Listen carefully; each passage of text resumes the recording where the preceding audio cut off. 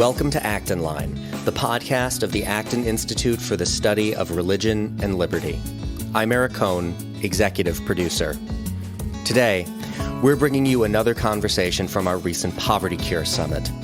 The Poverty Cure Summit provided an opportunity for participants to listen to scholars, human service providers, and practitioners address the most critical issues we face today, which can either exacerbate or alleviate poverty. These speakers discuss the legal, economic, social, and technological issues pertaining to both domestic and global poverty. Rooted in foundational principles of anthropology, politics, natural law, and economics, participants had the opportunity to gain a deeper understanding of the root causes of poverty and identify practical means to reduce it and promote human flourishing. In this conversation, moderator Scot Bertram talks with Anne Rathbone Bradley, the George and Sally Mayer Fellow for Economic Education and the Academic Director at the Fund for American Studies, and Iain Murray, Vice President for Strategy and Senior Fellow at the Competitive Enterprise Institute, and author of the recent book, The Socialist Temptation. They discuss the reasons why socialism is not an effective method for reducing poverty and helping the poor regain their dignity. Highlighting the inconsistencies in thought that prevent it from ever working in practice, this panel addresses why socialism seems to be an attractive option to some young Americans and how economic freedom can point the way toward a more prosperous country for all. You can find additional resources in the show notes for this episode, as well as find previous episodes of Acton Line on our website at acton.org/actonline. And if you like this program, you can help us reach even more listeners by sharing it with a friend and leaving us a 5-star review on Apple Podcasts. We welcome your comments as well. Acton Line is available on Apple Podcasts, Google Play, Spotify, Stitcher, or wherever you listen.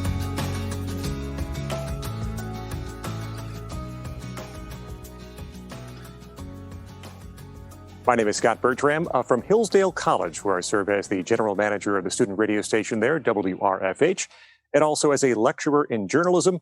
You'd also hear me hosting the college's national weekly radio show and podcast titled The Radio Free Hillsdale Hour.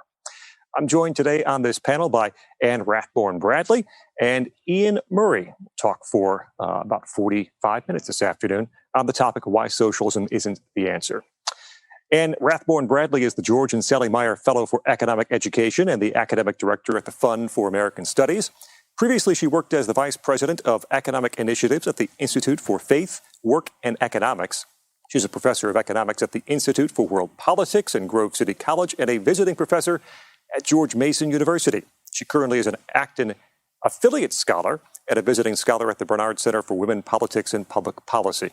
Dr. Bradley is the co-editor and author of Counting the Cost, Christian Perspectives on Capitalism. For the least of these, a biblical answer to poverty, and Be Fruitful and Multiply, Why Economics is Necessary for Making God-Pleasing Decisions. And thank you so much for joining us. Scott, thank you for having me. Pleasure to be here. Iain Murray is the Competitive Enterprise Institute's Vice President of Strategy. For the past decade with the Institute, he's concentrated on financial regulation, trade, labor, and employment regulation, and free market environmentalism. He's published several acclaimed books, including The Socialist Temptation, Stealing You Blind, How Government Fat Cats Are Getting Rich Off of You, and The Really Inconvenient Truths, 7 Environmental Catastrophes Liberals Won't Tell You About Because They Helped Cause Them. Iain, thanks for joining us. It's an absolute delight to be with you this afternoon.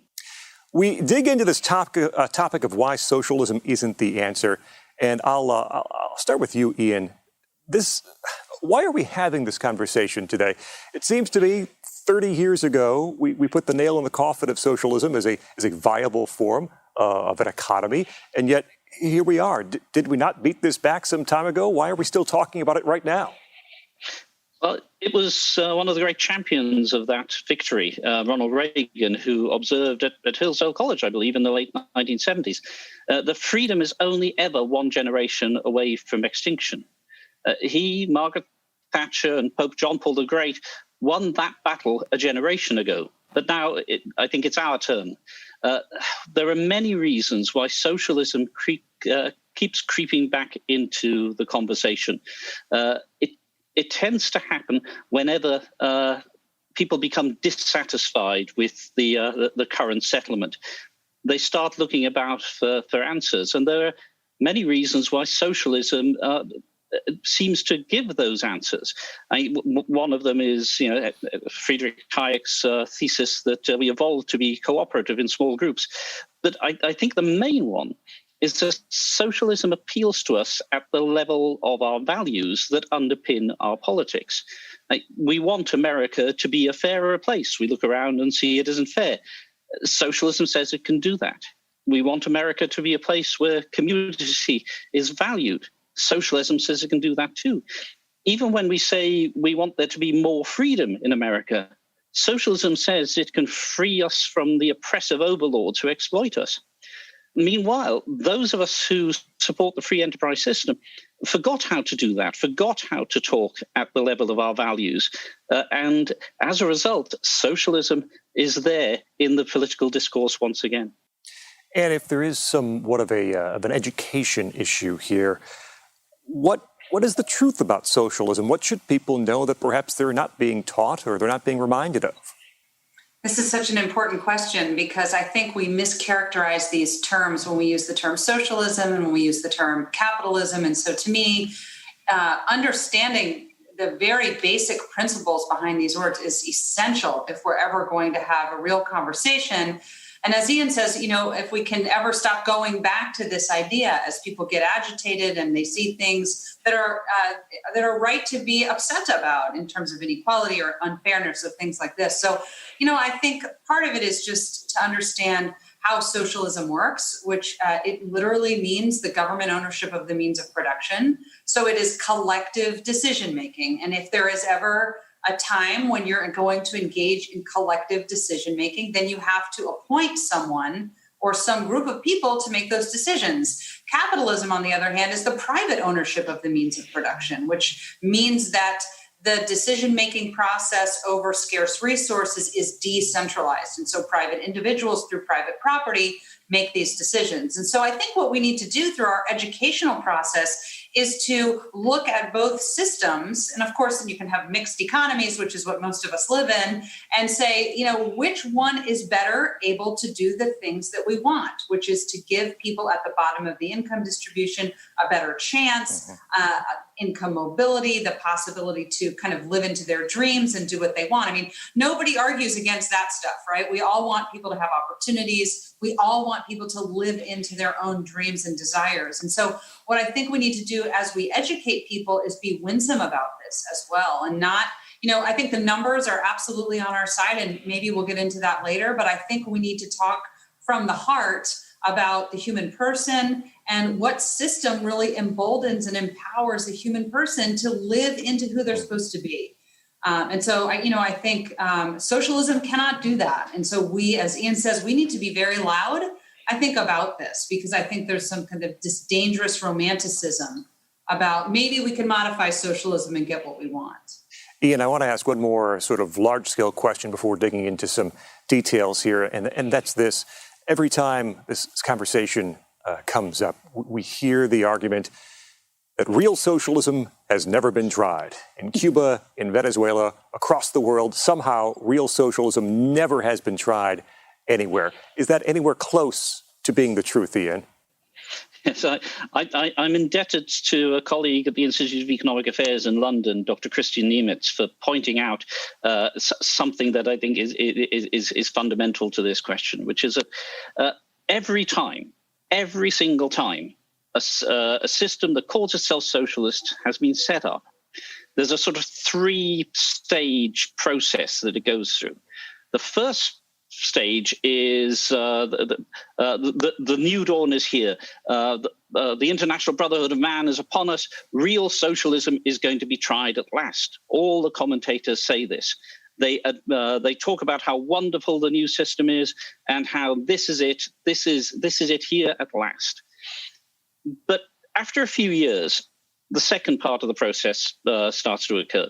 The wheels start to come off. There are inherent contradictions in economic contradictions in socialism, social contradictions in socialism that lead to things not working out quite as well as they should be. So that's when those same commentators turn around and say, well, this can't be the fault of socialism. Socialism is perfect. So it has to be the fault of wreckers or saboteurs or often foreign interference, the CIA or something like that. At which point, I think that's the point that we're at with Venezuela at the moment. Every good socialist worth his or her salt will tell you that Venezuela would be fine were it not for the foreign interference in the CIA. And then finally, when everything has gone to heck in a handbasket, when in the worst cases there may be many, many thousands of dead, those same commentators who hailed the dawn of the new era turn around and say, well, no, that wasn't real socialism. So in every single instance, Christian has documented this, in every single instance, this process occurs. So what this process does is it gives socialism a get-out-of-jail-free card. You can never pin the horrors of the past on socialism if that third part, if we let that third part happen, if we let them get away with saying that it's that real socialism has never been tried. So what we have to do is every time a socialist lays out a policy, we can go back, we can look at how that policy has been used in previous instances of socialist experiments, and we can point to the very real disasters that occurred as a result of it. We can't let them get away with this idea that real socialism has never been tried. And we have a question from part of our live audience watching us this afternoon. As we sort of speak of a definition of what we're discussing here today, what about those Scandinavian countries, Norway, Sweden? We hear a lot of comparisons on the left and those who are talking about some of the socialist policies, saying they work here, they're democratic socialist countries, a kind of socialism light. Are those correct definitions to use when we're thinking and talking about those countries? Absolutely not. I think that we just need to stop that right at the front where it starts. I think it is just a mischaracterization to look at a country like Sweden or Denmark or Finland, what we call the Nordic countries. We talk about the Nordic model of economics, and to describe it as democratic socialism. So again, going back to what I said before, socialism is collective ownership of the means of production, which requires boards of technocrats, and they make resource allocation decisions. And then it has to be compulsory. So they have to have some method of force. So they say, you're going to be in agriculture, you're going to be in engineering, et cetera, et cetera.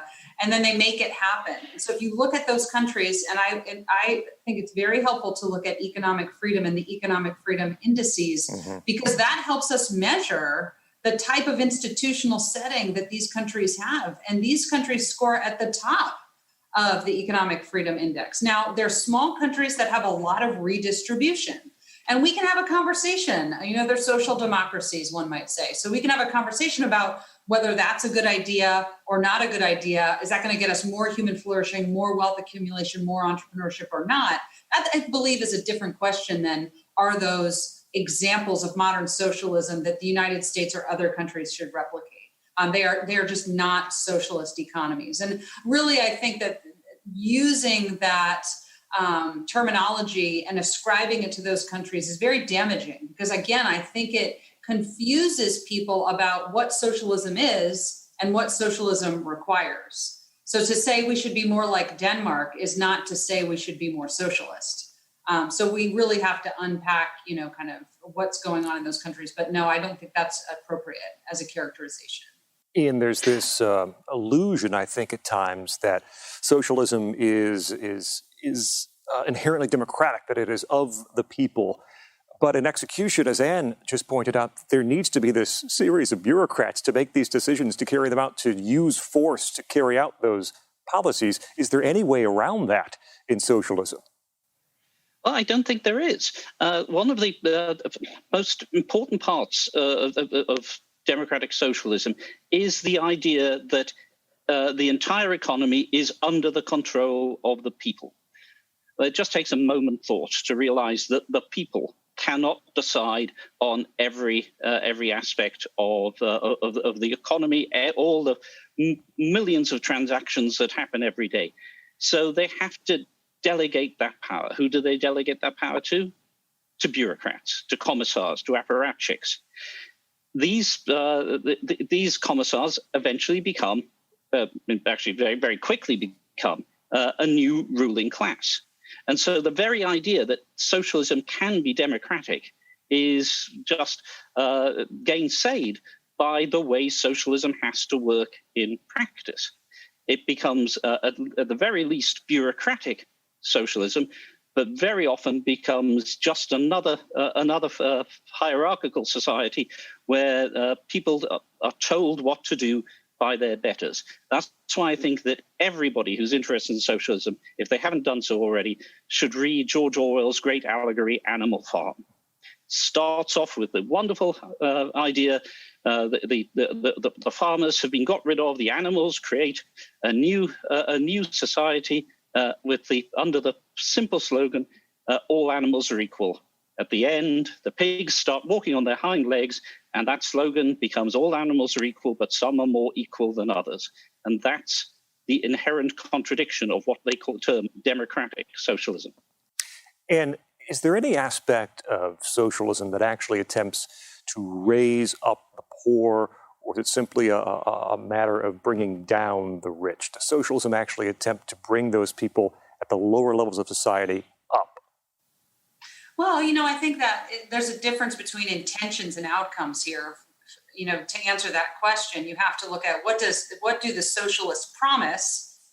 Ian already appropriately mentioned modern day Venezuela, which is an economy we're seeing absolutely get destroyed, and all of the institutions of society with it. And this is a place that 30 years ago you'd go to vacation, right? I mean, it's a place that was democratic and wealthy. And so I think that the intentions, the desired intentions of the people who wanted power were to elevate the poor. So I think that's what the socialist promise is to level the playing field. And as Ian mentioned before, when we see injustice in our society, I think it's right and good for us to agitate against that and to agitate for reform. The question we're having today is socialism going to do that? And really what socialism is very effective at doing is destroying people's wealth. And if you want equality of poverty, socialism will give that to you. With a lot of collateral damage. So hundreds of millions of people have died under this very vicious and dangerous experiment. So when I hear people kind of using the term lightly, saying, okay, we're just going to put the word democratic in front of it and everything's going to be okay, as Ian mentioned, it doesn't work that way because it doesn't function in that regard. It requires compulsion.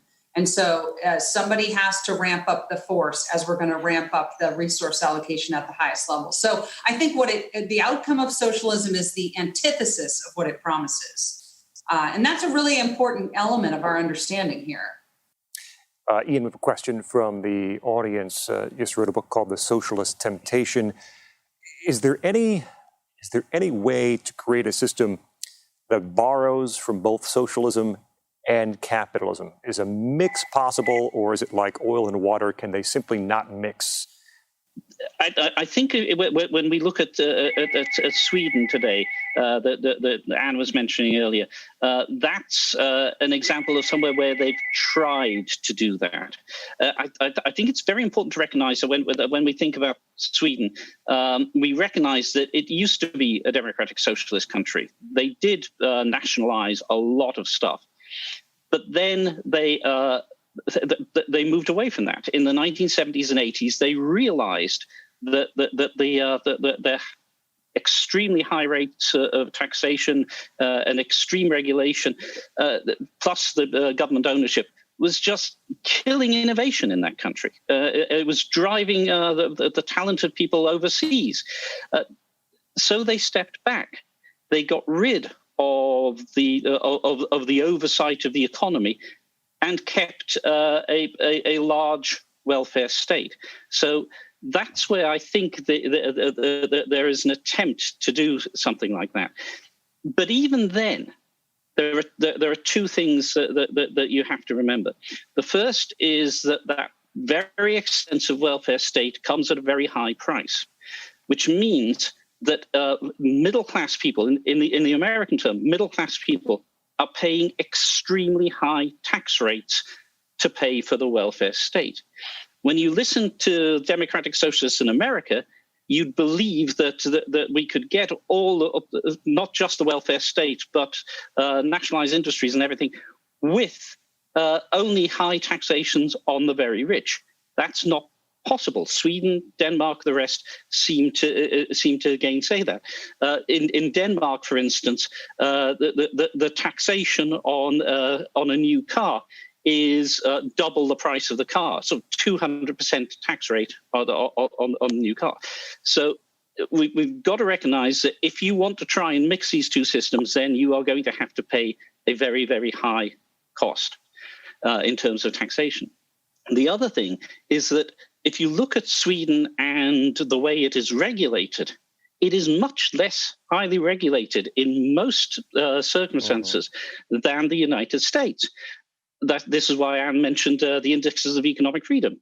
Sweden does about as well as the United States most years, because it has, despite its very high taxation, it has very low regulation. School choice, for instance, was introduced into Sweden with the support of the teachers' unions. They have privatized part of their social security system. All of this sort of deregulation and the government getting out of the economy would seem to be anathema to America's democratic socialists. So even when you do try to mix the two systems, there are still implications that suggest that the sort of thing that American democratic socialists are talking about is completely different from the sort of thing that Sweden and Denmark and the rest have ended up with. Hey, before we get back to this episode of Acton Line, I want to take a moment to tell you about a fantastic upcoming event from the Acton Institute. On February 25th, the Acton Institute will host Business Matters, Certain Principles for Uncertain Times. This is Acton's premier event on business, now entirely online. We are in the midst of volatile times, from civil unrest and political turmoil to a prolonged pandemic that has forced businesses to redefine themselves. In 2021, this volatility will challenge businesses to survive while upholding their values and operating in a moral way. In such a time, how can we fulfill our responsibilities without compromising our ethical principles? Please join us on February 25th from 1 to 5 p.m. Eastern Time, when top experts and CEOs will confront the current risks and equip us with principles to lean on as we navigate the coming challenges. Visit acton.org/businessmatters to learn more and register. And when you register, use the promo code ACTONLINE to get 50% off the registration fee of $50. That's only $25 for full access to our Business Matters conference when you go to acton.org/businessmatters and use the promo code ACTONLINE, all one word, at checkout. Now back to the show. And I was watching a lecture of yours recently, and you had a great phrase. You said that we should be promoting a system that encourages the service of strangers, not the plunder. What is it about the free market that encourages the former, and what is it about socialism that encourages the latter? Yeah, this is something I think we should talk about more as well. So the free market, I think the power in it, it's not magical, it's not a unicorn, it's not perfect. So we need to be very upfront about those things as well. I mean, these are institutions that are made up of people. That's both the great thing and the thing we need to be worried about. And so what the market economy does, and goes back to Smith, and I think this is why Smith has such an enduring legacy as an important thinker, especially in the early days of economics, is that he understood people as they are. And he said, we need to take people in society as they are, not as we want them to be. So we can't have benevolent altruists running around all the time. And, we can't have a policy or a leader that transforms people into something that they're incapable of being. But what Smith saw is that with the right set of institutions, you can induce, and he talked about kind of the ordinary man in his ordinary conduct. So not when you're having your best day ever, but when, you wake up on an ordinary day, what are your incentives? And you want to think about how to serve people around you, how to serve strangers. And so this happens through the seeds of entrepreneurship in a society with a lot of economic freedom. And what this means is that, the giants of industry actually have to care about their customers, and they have to problem solve and discover new ways of doing things. So those are incentives that are baked in to the system of a market economy. And so they take us ordinary people who have, we're fallen and we're sinners and we make a lot of mistakes and we're corruptible, but we take them and we induce them on net to do those things. Socialism has, again, it's all about incentives, has the opposite incentives. It's about, how to kind of be an insider in that system, because that's the way you're going to live large. That's the way you're going to protect yourself and hopefully your family, is to be a part of that big bureaucratic machine. Rather than how to wake up in the morning and say, hey, my neighbors are having, or my community, that we have these problems, we need solutions to them. I'm only going to get paid if I figure out how to do that. And I do that in the competition of other people. And so socialism just doesn't provide those incentives. In fact, it incentivizes the opposite. So plunder, exploitation are what we find to be typical in a socialist system, because it's the only way you can survive, right? So it's just establishing very different incentives. We have a question from one of our viewers actually in Venezuela today. And I'll open this up to both of you. We'll start with Ian. If we take a real world example here, Ian, of a rich country, an oil rich country, certainly in Venezuela, where socialism has entered. How specifically, perhaps in this real world example, has socialism negatively affected Venezuela from an economic perspective, from a cultural perspective, from a religious perspective? Well, I think even more fundamentally than that, it affects people at a subsistence level. Venezuela went down a road that the Soviet Union, China, Cambodia, others went down, which is the complete and utter abrogation of property rights and the collectivization of land. As soon as you do that, you interfere with the way that we get food. So in Venezuela now, they talk about the Maduro diet. Because people are so literally starved of basic subsistence items that very bottom of the hierarchy of needs is under threat.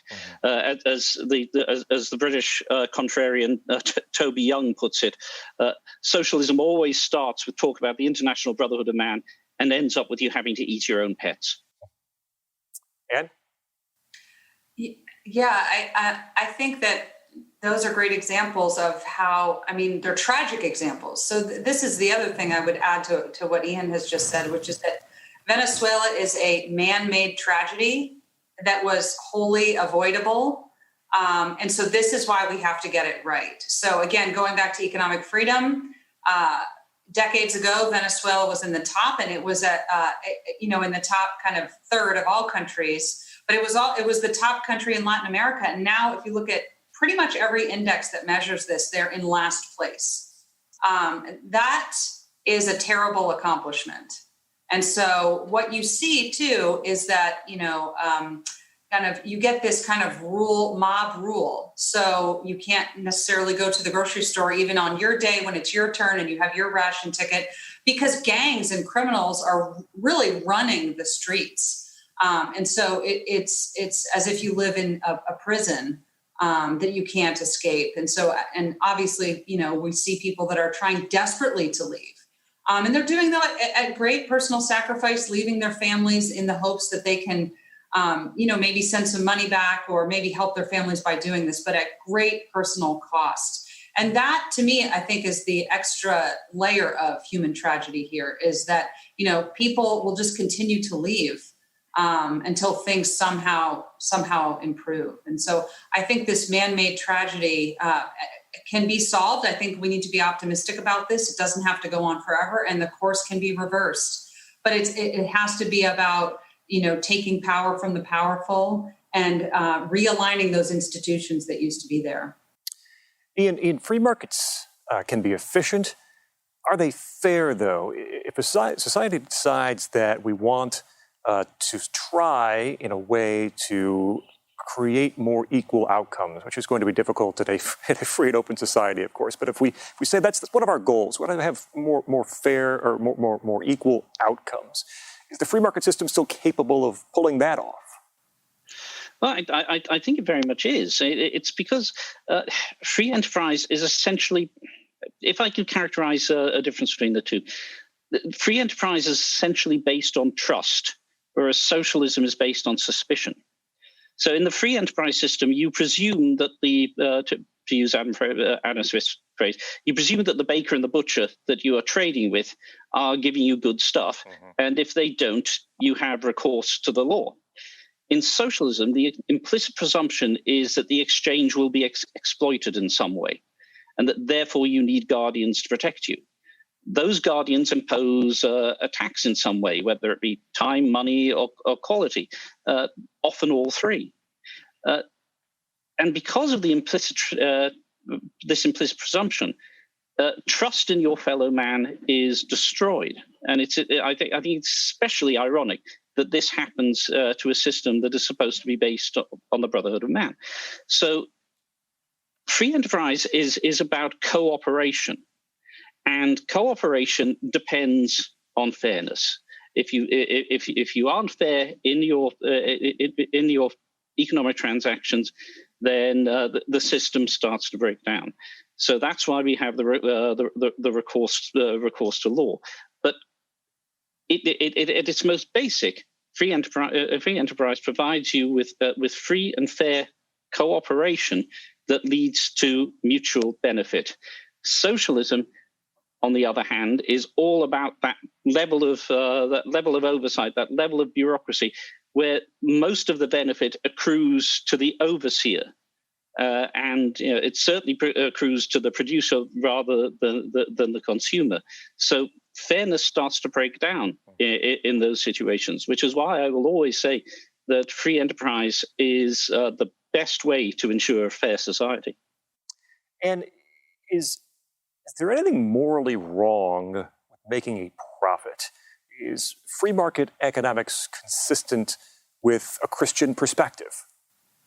I believe it is. I think that key questions we have to ask is how in different societies do people earn a profit? And so that's the nuance that's very important. So as Ian was saying, in a market economy, we really have a very high level of trust that emerges over time, which is fascinating when you think about it, because you're always dealing with strangers, right? So when you go to the grocery store, just think about ordering something off of Amazon, like a toothbrush, right? You don't know where it came from, but you put it in your mouth and everything seems to work out, and it costs you under $2 or something. And so this is a marvel. I mean, it's an amazing thing. And so I think in a free market system, again, you have the incentives for people to trust each other.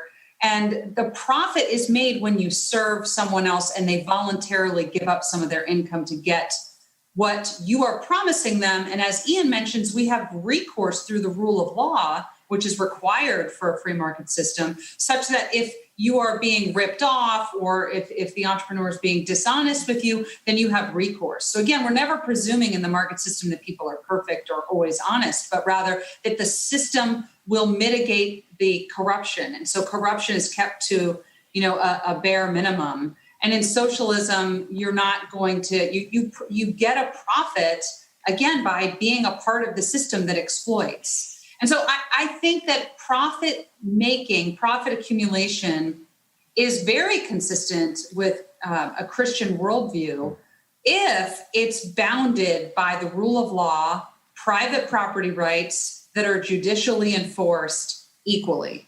So those are big caveats. But I think when you have those, then, Jeff Bezos has made a lot of money because he's figured out a way to get me the toothbrush in 2 days. And in a pandemic, that's great. I don't have to go to those stores. So this is, again, finding ways to serve other people. And I am voluntarily giving up my income. And the minute I stop doing that, then I'm sending Amazon or Whole Foods, whoever it is, a very powerful signal. And they care. They have an incentive to care about my opinion. And I'm not a president. I'm not, a member of the political class. So that's the power that the consumer has. And so I think that is what legitimizes a wealth accumulation in a free society. And as Ian mentioned, it's available to more and more people. And that's the justice. That's the equality of a free market society, is that, the Jeff Bezoses can come from anywhere, not just from a certain class or a certain family, et cetera. Ian, there's a question for one of our live viewers this afternoon about any institutions that might be better served by government control rather than private enterprise in a free market system, healthcare perhaps being an example. Is there anything like that you can think of? Well, I think the courts of law that we have just mentioned, and certain other of the institutions of liberty are very much not part of the economic transaction process. Having said that, when you look at things like healthcare, I come from the United Kingdom. We were a democratic socialist country. In my youth, I used to have to traipse around the gas board, for instance, while my parents were looking at having a new gas heating system installed. So we had, because not just the means of production, but the means of distribution in the gas industry's case had been nationalized. So we had to go to the gas board showroom, be shown a very limited selection of products, and then wait months and months and months for the new heating system to be put in. Over the summer here, using the free enterprise system, I just called up a variety of salesmen and got a new system within 2 weeks. So that's the difference. The UK got rid of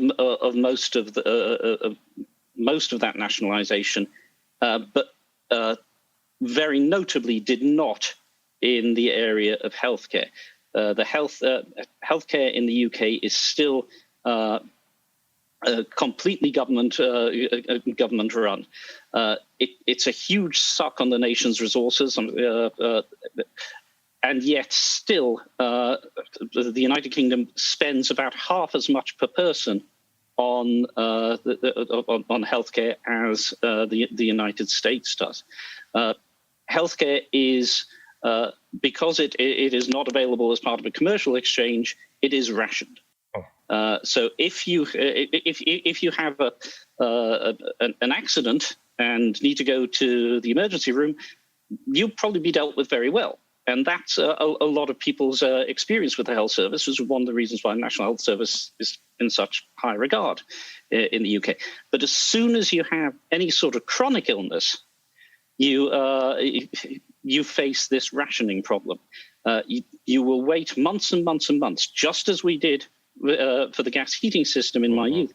You will wait months and months and months for an operation.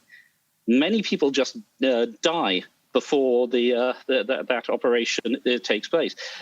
Quite often you have a situation where the day for your operation comes around and you're cancelled and you essentially have to go to the back of the queue.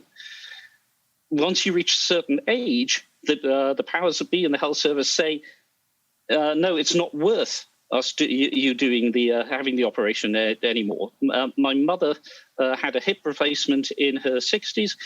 She is now in her 80s. She really needs a new hip replacement, but according to the health service, she's too old for that to happen. So even if you think that the provision of healthcare by a government body will be fairer, there are trade-offs. And those trade-offs often come in areas which, when you think about them, are probably unacceptable. So one thing to think about when it comes to healthcare is look at the National Health Service and look at the trade-offs that are involved. And I don't have the numbers at my fingertips, you might, but we know over the past 30 years or so, certainly, extreme poverty across the globe has dropped tremendously. Why are we so focused, maybe not we here today, why are so many so focused on the intentions of socialism and not as focused on the actual results of the free market system? Yeah, I agree with you. I think we need to scream this from the mountaintops because the radical race out of poverty, in particular in the last 50 years, but if you look at the course of the last 250 years, it is remarkable. I mean, absolutely remarkable. Prior to 1750, there was no society that experienced long-term sustainable economic growth. So everybody across every society lived in the exact same way, and they lived short lives, very poor, very difficult lives. So lots of things have changed, and that has really accelerated over the last 50 years, I think, due to a lot of different factors. But one is the world is just more globalized right now. And so people are getting richer. People are doing better for their families, and they're living longer. And these are things to be celebrated. But when you talk to people, they actually believe the world is getting worse in terms of poverty. I see this also in my students. So if you survey them on this data, they just don't seem to know the trend. So I think that's part of it is we don't know the numbers. We just don't know what's happening. And I think, there's a lot of explanations for that, but there's this negativity bias. We're kind of drawn to the bad news. We're drawn to the things we should be worried about. And I think this is, there's still a lot of people that live in extreme poverty, far less than before, but there's work to do is what I'm saying. And it seems to be that with socialism, to the other part of your question, we kind of forget about all the bad stuff. We forget that there's 100 million people who died in the 20th century under very different country experiments with collectivization of economic resources. And we either forget the past. I think part of it is knowing our history and knowing the reasons for why those experiments will continually fail. And then holding people accountable who suggest we should have more of that or we should try a different way, holding them accountable to those empirical outcomes that we know to be true. So, Ian mentioned one of my favorite people, F.A. Hayek, earlier, and he was really remarkable in the 20th century in his intellectual discourse that he had. So he kind of went back and forth with socialists and big government people, and he kind of really showed and demonstrated intellectually that socialism does not work. And because it doesn't have the mechanisms built in to correct the mistakes. So just going to what Ian was just speaking about with healthcare. I mean, what we start talking about in my classroom is just because the government can do something doesn't mean they should do it. Mm-hmm. So we need a way to figure out, well, what should the government do? And I think that economics provides us a lot of ways to think about that. Public goods, dealing with externalities, the rule of law, et cetera. But the government can certainly provide healthcare. It does in many countries. That doesn't mean it should, and that doesn't mean it's a good idea. And so the question is always, if you have a country that's flirting with socialism, maybe they're doing well for a while. Maybe they still have, long lives and high relative incomes. But the question always is, if they change their institutions to be more market-oriented, how much better would they do? And I think that's how we have to ask and answer these questions, right? Is to say, under different comparative institutional arrangements, whether is the market or the state going to be the better provider of whatever good or service we're talking about? Ian, a question from a listener this afternoon from New York City. Is there a need to shift the conversation here, not so much about capitalism versus socialism, as much about caring or not caring for your neighbor? Certainly, charity is still functioning in a free market society. You are free to help those around you. Do we have to sort of twist the conversation toward that direction? I think that's very much the case. I think, what I was saying at the beginning about how socialism speaks to us at that level of values, that's exactly what the sort of thing I was talking about. When Anne was discussing the morality of making a profit, for instance, we need to show that there's a difference between love of money. I mean, the Bible says "radix malorum est cupiditas," that love of money is the root of all evil. That's got twisted through bad translations to money is the root of all evil. And so people associate making a profit with the root of all evil. But when you look at what sins the love of money provides for things like hoarding. The difference is that the love of money and the profit motive aren't the same. So we need to start making those distinctions. We need to make the distinction that loving your fellow man and loving thyself both work together to produce that sort of cooperative system of trust that I was talking about at the beginning. We should be talking about loving thyself rather than selfishness. So there's a lot of things that we should really be doing when we talk about the free enterprise system. We should not be talking about aggregate GDPs and things like that. We should be talking about how the free enterprise system works at that very individual, neighborhoodly, connected level. And we haven't been doing that. And that's something that we have to get back to. We have just a couple of more minutes left in this panel discussion. I'll ask one more question and give you both an opportunity to respond. If we look at the election results in this country from just a couple of weeks ago, a party that has been discussing many of these socialist policies, or at least flirting with some of these socialist policies, took some lumps in a lot of areas, and especially in areas where people have had experience, or their family has had experience with socialist economic regimes. And we see members of that party saying, we can't get too close to these ideas. We're going to get killed again in 2022 if that happens. Are you encouraged by that development, or is this really just the beginning of this fight here in the United States? Anne, you first. I'll take any encouragement I can get in American politics. So yes, I mean, I think that when we see voters walking away from these very radical ideas, we should be encouraged by that.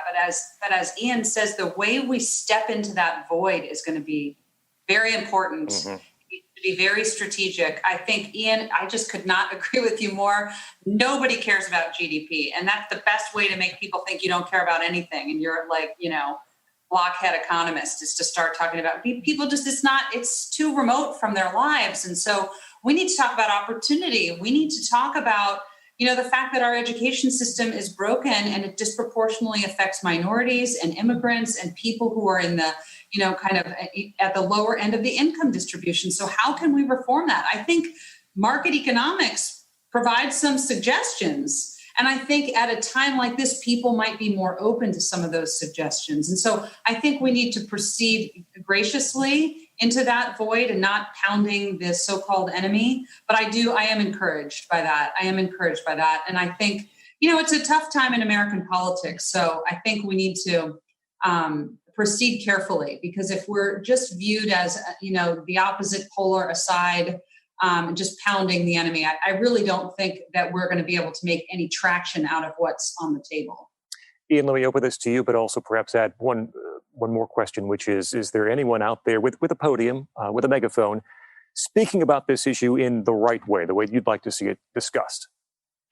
I really wish there was. I wish there was a Margaret Thatcher. If you follow The Crown, you will see in the new series of The Crown, you'll see a portrayal of Margaret Thatcher where she talks about things at the as a housewife would talk about them. She reduces economics to the economics of the family, and she talks about virtues like thrift and saving, and she also talks about socialism in very moral terms as the politics of envy, and that's who I wish we had again. I wish we had a new Margaret Thatcher. One of the good things that I think that the election results have displayed is that we were worried that America was polarized into two blocks, progressives and conservative nationalists. I think the election has shown that there are probably more like four blocks in America. There's sort of new conservatives, immigrants, the people who fled socialism to come to Texas and to Florida. I think that they're a group who are open to free enterprise and we should do our best to bring them to the cause. And I think there's many ways a sort of new liberal bloc, liberal in the classical sense of the term, who they'll vote in favour of a minimum wage, but they are very worried about identity politics and a resurrection of segregation from the left. So I think there are probably 4 parties in America, and if any group can get 3 of them, then I think they'll be set for a generation or so. But the great thing is that only one of those groups is socialist, and for that I am profoundly grateful. Iain, Anne, thank you so much for your insight this afternoon and for joining us here for the Poverty Cure Summit. Thank you. As always, thank you so much for listening today. Our team loves putting this show together for you every week, and it's so encouraging to hear from our listeners. Feedback is incredibly important to us because it lets us know what you like to hear more of, including the kinds of topics you're interested in most. If you have comments, feedback, or ideas for a show topic or interesting guest, you can reach our team at actonline@acton.org. Until next week, for Acton Line, I'm Eric Cohn.